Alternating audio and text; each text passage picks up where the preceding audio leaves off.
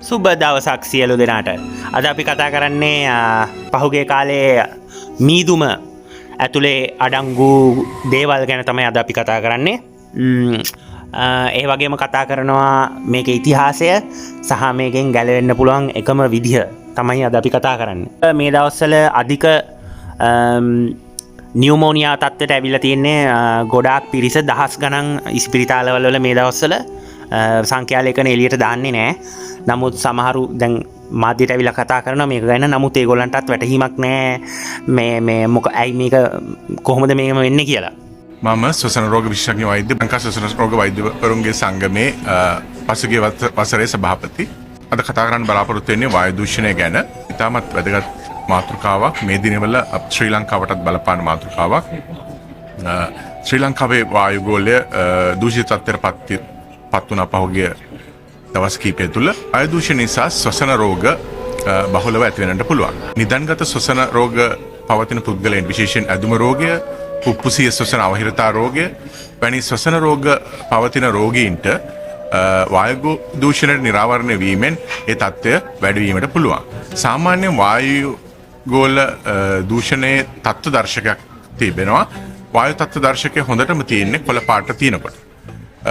ඊට පස්සේ කහ පැහැයෙන් තිබුණත් යම් ප්‍රමාණයකට හොඳ තත්ත්වයක් තියෙනවා. නමුත් තැඹිලි රතු සහ දුඹුරු තත්ත්වයට පත් වුණාම එය සෞඛ්‍යයට අහිතකර වෙනවා. වායු දූෂණයට ප්‍රධාන හේතුව වන්නේ විශේෂයෙන් දහනය සහ වාහන දුම, දුම්බීමෙන් පිටවෙන දුම ආදී විවිධ අහිතකර සංඝටක. කාබන් මොනොක්සයිඩ් වායුව, සල්ෆර් ඩයොක්සයිඩ් වායුව, නයිට්‍රජන් ඩයොක්සයිඩ් වායුව වැනි වායු පමණක් නොවේ. ඉතා කුඩා වායු අංශූන්, දූවිලි අංශූන් නිසා වායු දූෂණය ඇතිවීමට පුළුවන්. මෙම දූවිලි අංශු නිසා දූවිලි අංශු පෙනහළු තුළ තැන්පත් වීමෙන් ශරීරයට අහිතකර තත්ත්වයක් ඇති වෙන්නට පුළුවන්. විශේෂයෙන් ස්වසන රෝග, විශේෂයෙන් පුප්පුසිය ස්වසන අවහිරතා රෝගය වැනි රෝග ඇතිවීමට පුළුවන්. තිබෙන ස්වසන රෝග තත්ත්වයන් තව දරුණු වීමට පුළුවන්. ඊට අමතරව දීර්ඝකාලීනව හෘදයාබාධ, ආඝාතය වැනි රෝගී තත්ත්ව පවා වායු දූෂණය නිසා ඇති වෙන්නට පුළුවන්. නිවස තුළ මෙන්ම බාහිර වායුගෝල දූෂණය වෙන්ම නිවස තුළත් වායු දූෂණය ඇති වෙන්නට පුළුවන්. ඒකට කියනවා අභ්‍යන්තර දූෂණය. අපි දන්නවා නිවස තුළ හුඟක් වෙලාවට සමහර ගෙවල් වල දහනය සිදු වෙනවා, දර මගින් උයනවා. එතකොට ඊට අමතරව සමහර පුරුදු වෙලා ඉන්නවා පොලිතින් දමන්න. ඉතින් පොලිතින් ලිපට කිරීම මගින් තාන අහිතකර වායු දූෂණයක් නිවස තුළම ඇති වෙන්නට පුළුවන්. ඊට අමතරව මදුරු කොයිල් භාවිතය නිවස තුළ, ඒ වගේම හඳුන් කූරු දහනය ආදී විවිධ දුම් වර්ග නිසා පවතින ස්වසන රෝග උග්‍ර වීමට පුළුවන්, නව ස්වසන රෝග ඇතිවීමට පුළුවන්. ඉතින් අප සෑම දෙනාගේම යුතුකම තමයි අපේ වායු ගෝලීය දූෂණය අවම කිරීමට කටයුතු කිරීම. එමගින් විශේෂයෙන් ස්වසන පද්ධති පමණක් නොව අනිකුත් රෝග, විශේෂයෙන් හෘදයාබාධ, ආඝාත තත්ත්වය පවා වළක්වා ගන්නට පුළුවන්. ඊට අමතරව වායු දූෂණ නිසා මවගේ කලලයට පවා යම් බලපෑමක් ඇති වෙන්නට පුළුවන්. උපදින්න ඉන්න දරුවාට අහිතකර තත්ත්වයක් ඇති වෙන්නට පුළුවන්.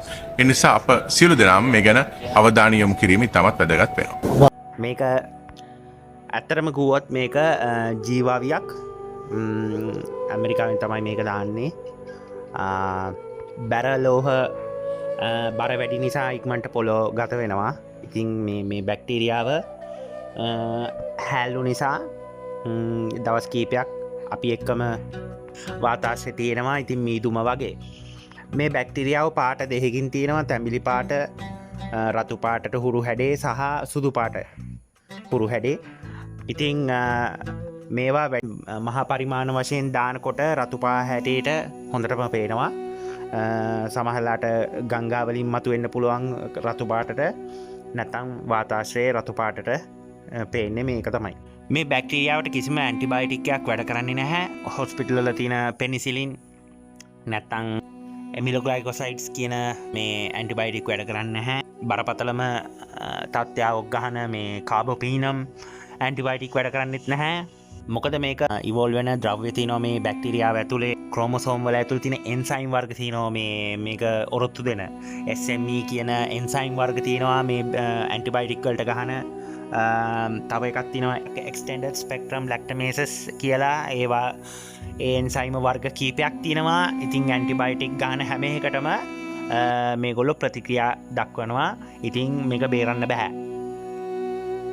ඉතින් මේක නිකන් හරියට බැක්ටීරියාව ඇතුලේ වෙනම ලෝකයක් තියෙනවා වගේ තමයි.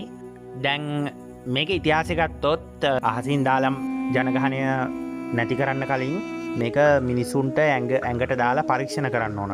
කොච්චර උරා ගන්නවද, කොච්චර වෙලා යනවද, මාස කීයක් යනවද, මිනිසෙක් නැති වෙන්න කොච්චර දාන්න ඕනද, ඒ වගේ පරීක්ෂණ කරන්න ඕන. ඉතින් ඕකට අවුරුදු 200 වගේ යනවා. ඉතින් හරියටම හරි ඒක ඕක මුලින්ම මේ නූතන ඉතිහාසයේ මේක එළියට ගන්නේ 1816 17 වගේ.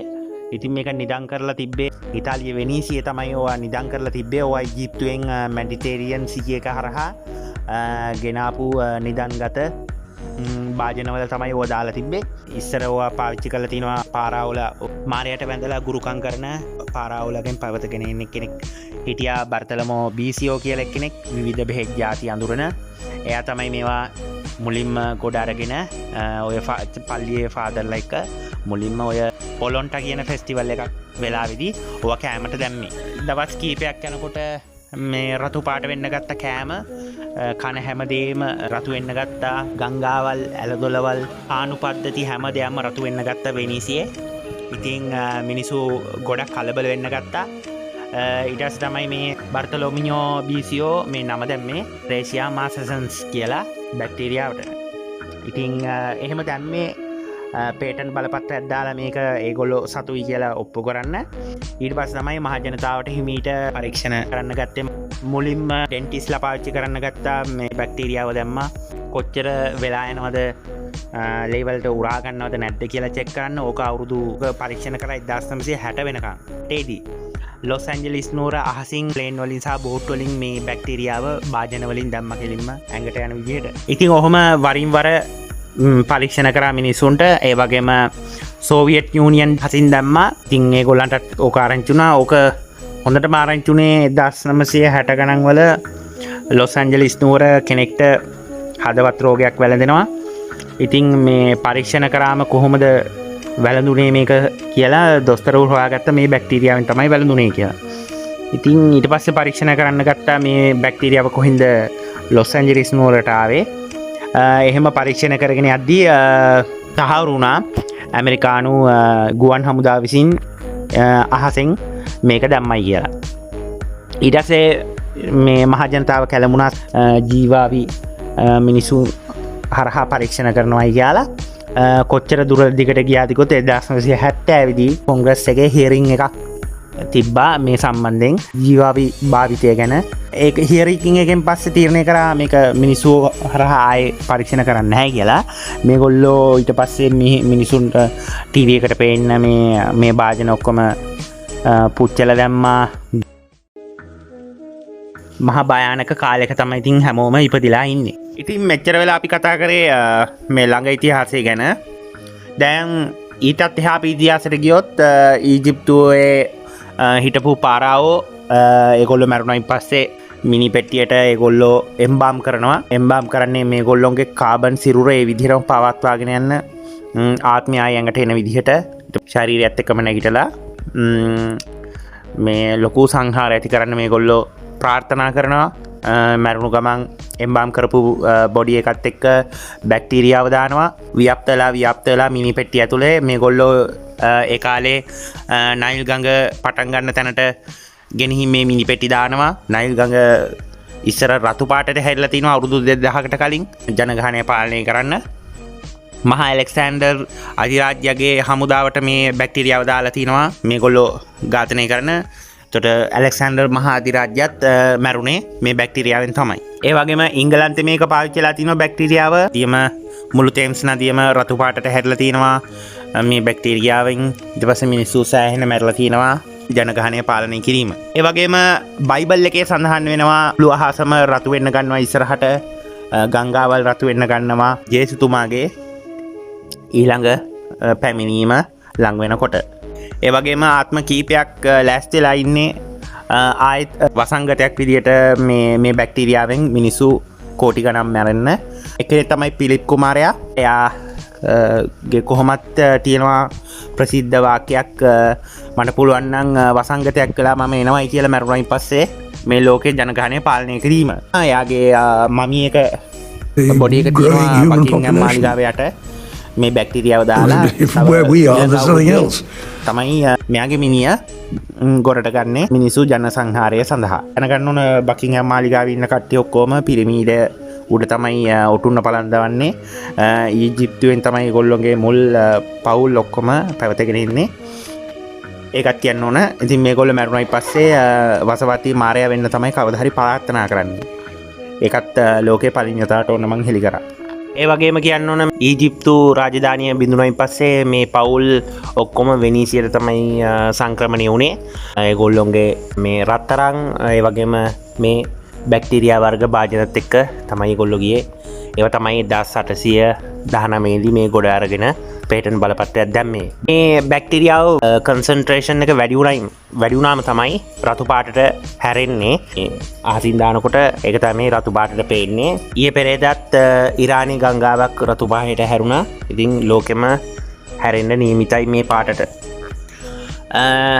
මේකෙන් බේරෙන විදිහ ගත්තොත් මේක කන්සන්ට්‍රේෂන් එක බැක්ටීරියාව ඇඟට වැඩියෙන් ගියාට පස්සේ මේ හාර්ට් එකට ඔළුවට මොලේට පපු ප්‍රදේශයට විශේෂයෙන් කියන්න ඕන දහස් ගාණක් නියුමෝනියා තත්ත්වයට ඇති වෙලා තිනවා. මේ නිසා මේ බැක්ටීරියා වැඩියෙන්ම තියෙන්නේ ඉස්පිරිතාලවල වල ප්‍රසිද්ධ ස්ථානවල තමයි වැඩියෙන්ම තියෙන්නේ. විශේෂයෙන් ඉස්පිරිතාලවල සබන් වල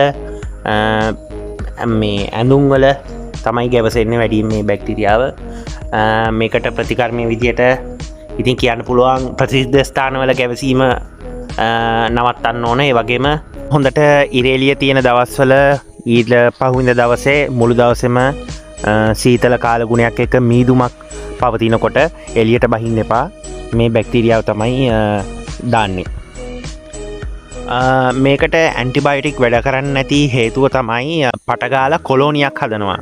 ඒ තැන්වල ඇඳුම්වල හෝ සබන්වල හෝ තමගේ ඇඟට ඇතුළු වුණාට පස්සේ කොලෝනියක් හදනවා. ඊට පස්සේ බයෝෆිල්ම් එකක් කියලා අපි කියන්නේ ඉක්මනට මල්ටිප්ලයි කරලා බයෝෆිල්ම් එකක් වගේ ආරක්ෂිතව මේගොල්ලෝ ඊට පස්සේ ඉවෝල්ව් වෙනවා.